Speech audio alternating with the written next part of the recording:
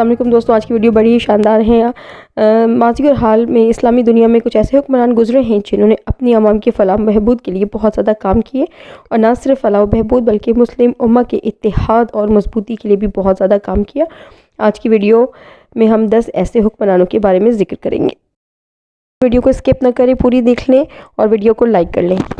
اتحاد اسلامی سعودی بادشاہ شاہ فیصل کا بہت بڑا نصب العین تھا۔ شاہ فیصل نے اپریل 1965 میں دنیا بھر کے مسلمانوں کو اسلام کی بنیاد پر متحد کرنے کا عہد کیا، جس کے لیے انہوں نے مختلف اسلامی ممالک کے دورے کیے۔ عرب دنیا میں ان کا دور رحالت الخیر یعنی بھلائی کے سفر کے نام سے مشہور ہے۔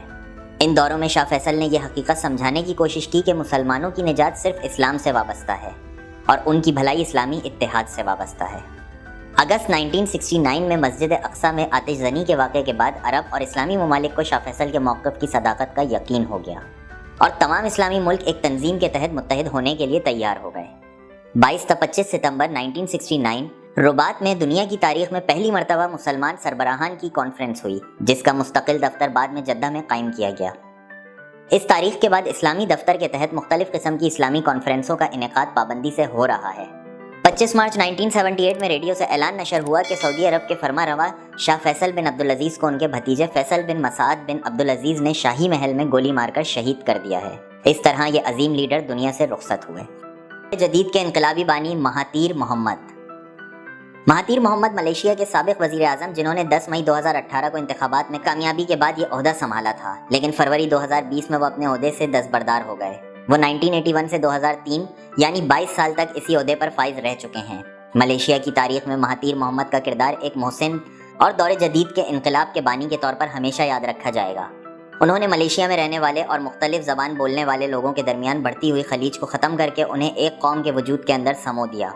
مہاتیر محمد کے نزدیک دہشت گردی کا نظریہ بھی مغرب کے سیاسی فلسفے کا حصہ ہے، جس کا مقصد مسلم ممالک کے وسائل پر قبضہ کرنا ہے۔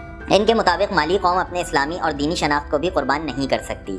وہ اسلامی تاریخ ورثے کو اپنی قوم کے وجود کے لیے بہت اہم قرار دیتے ہیں، اور یہی وہ مہاتیر محمد کا فلسفہ تھا جس نے ملیشیا کو دنیا کی ترقی یافتہ قوموں میں بدل دیا۔ سابق فوجی سربراہ و صدر پاکستان محمد ضیاء الحق۔ جنرل محمد ضیاء الحق پاکستان کی فوج کے سابق سربراہ تھے۔ 1977 میں انہوں نے صدارت کا عہدہ سنبھالا۔ 1978 اور 1985 کے درمیان ضیاء نے پاکستان کو ایک مذہبی ریاست میں بدلنے کے لیے کئی اقدامات اٹھائے۔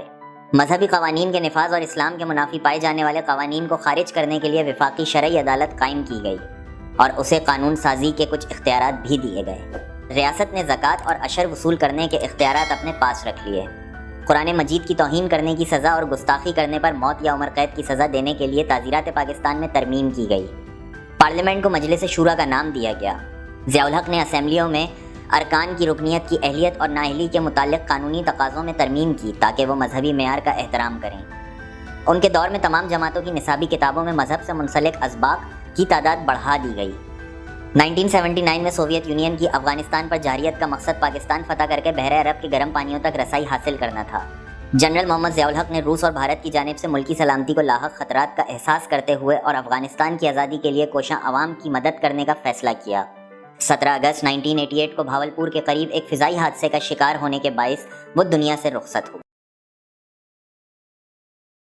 نمبر 3 پر ایران کے سپریم لیڈر علی خمینی کا نام آتا ہے۔ وہ آیت اللہ خمینی کے بعد 1999 میں ایران کے دوسرے سپریم لیڈر بنے، اس میں سب سے پرانے پولیٹیکل لیڈر کی حیثیت سے جانے جاتے ہیں۔ وہ head of state of Iran, commander in chief اور فوج کے بھی چیف ہیں۔ وہ کھلے عام امریکہ اور اس کے الائز اور اس کے پپٹ گورنمنٹ کو چیلنج کرتے ہوئے نظر آتے ہیں۔ دوستوں، چھٹے نمبر پر آتے ہیں پاکستان کے سابق پرائم منسٹر عمران خان، جو شہرت کی عظیم بلندیوں پہ پہنچے ہیں اور نے اس وقت 50 موسٹ انفلوئنشل لیڈرز میں شامل کیا گیا ہے۔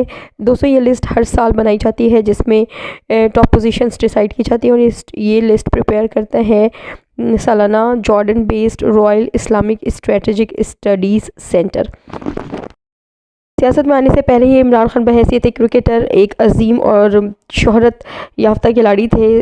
1996 میں پاکستان تحریک انصاف کی بنیاد ڈالی، شکر خانہ میموریل ہاسپٹل لاہور، پشاور اور کراچی میں قائم کیا، اور اس وقت وہ اکیلے کرپشن کے خلاف جنگ کر رہے ہیں اور بہت زیادہ ہی مشہور ہیں اپنی عوام میں۔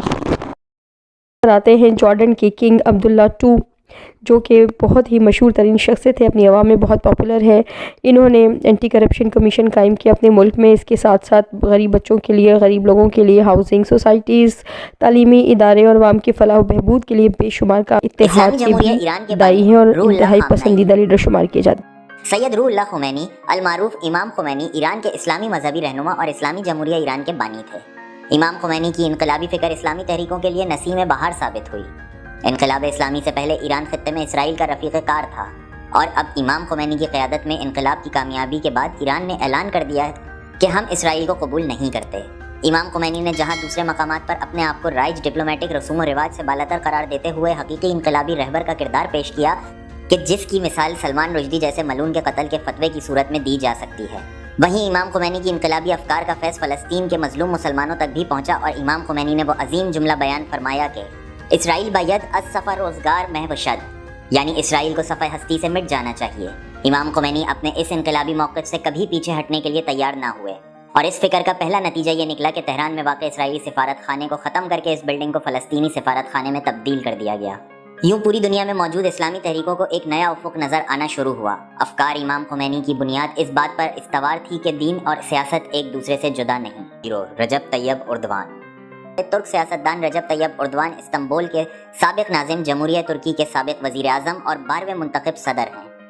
سن 2008 میں غزہ پٹی پر اسرائیل کے حملے کے بعد رجب طیب اردوان کے زیر قیادت ترک حکومت نے اپنے قدیم حلیف اسرائیل کے خلاف سخت رد عمل کا اظہار کیا اور اس پر سخت احتجاج کیا۔ ترکی کا احتجاج یہیں نہیں رکا، بلکہ اس حملے کے فوری بعد 2009 میں عالمی اقتصادی فورم میں ترک رجب طیب اردوان کی جانب سے دو ٹوک اور برملا اسرائیلی جرائم کی تفصیلات بیان کرنے کے دوران جب انہیں ٹوک کر روک دیا گیا تو بولنے کے لیے مناسب وقت نہ دینے پر رجب طیب اردوان نے فورم کے اجلاس کا بائیکاٹ کیا۔ اس واقعے نے انہیں عرب اور عالم اسلام میں ہیرو بنا دیا۔ مختلف حکومتوں اور ذرائع ابلاغ نے ترکی اور ترک رہنما رجب طیب اردوان کے فلسطینی مسئلہ خاص طور پر غزہ پٹی کے حصار کے خاتمے کے لیے ٹھوس موقف کو سراہا۔ رجب طیب اردوان اسلام پسند ہیں، وہ خلیفہ عبد المجید ثانی کو اپنا آئیڈیل مانتے ہیں، اور اردوان دنیا میں جہاں کہیں بھی مسلمانوں پر ظلم ہو رہا ہو اس کے خلاف آواز بلند کرتے ہیں۔ انہوں نے بارہا عالمی فورمز پر مسئلہ کشمیر اور مسئلہ فلسطین پر بات کی ہے۔ پاورفل حکمرانوں کی فہرست میں دوسرے نمبر پر آتے ہیں کنگ سلمان بن عبدالعزیز، سعودی عرب کے خادم الحرمین شریفین ہیں۔ ان کی میجر اچیومنٹس ہیں سعودی عرب کو ڈیولپڈ کنٹریز میں شامل کرنا، بہت زیادہ infrastructure projects like highways, schools, hospitals, university, museum, sports stadiums اور ریاض میٹرو پروجیکٹس پہ کام کر رہے ہیں۔ اور سب سے زیادہ حیرت انگیز بات ہے کہ انہوں نے اپنے ملک میں خواتین کو ڈرائیونگ کی اجازت دی ہے اور قانون میں بہت زیادہ ترامیم کر دی گئی ہیں۔ اس فہرست میں نمبر 1 پر ہے قطر کے امیر تمیم بن حماد الثانی، جن کی مضبوط خارجہ پالیسی، بیسٹ خارجہ پالیسی کی وجہ سے قطر اس وقت دنیا کے تیسرے امیر ترین ممالک میں شمار ہوتا ہے۔ قطر کی آمدنی کا انحصار اس کی نیچرل ریسورسز یعنی آئل اور گیس پروڈیوسنگ کنٹری ہے۔ ان کی بیسٹ خارجہ پالیسی کی وجہ سے دنیا کے تمام ممالک کے ساتھ ان کے دوستانہ تعلقات ہیں اور مختلف معاہدے بھی کرتے رہتے ہیں اپنی معیشت کو مضبوط کرنے کے لیے۔ سب سے امپورٹنٹ چیز ہے ان کی سادگی اور یہ سادہ سی چپل۔ جس بھی حکمران کے ساتھ ملتے ہیں وہ اسی ایک چپل میں ملتے ہیں۔ ان کی سادگی کی مثالیں بھی دی جاتی ہیں۔ اس وقت یہ دنیا کے طاقتور ترین حکمرانوں میں نمبر 1 پہ ہیں۔ پسندیدہ لیڈر میں سے کون سے اپنی رائے سے کمنٹ بیک میں ضرور آگاہ کر دیجیے گا۔ نیکسٹ ویڈیو تک کے لیے اجازت دیجیے، اللہ حافظ۔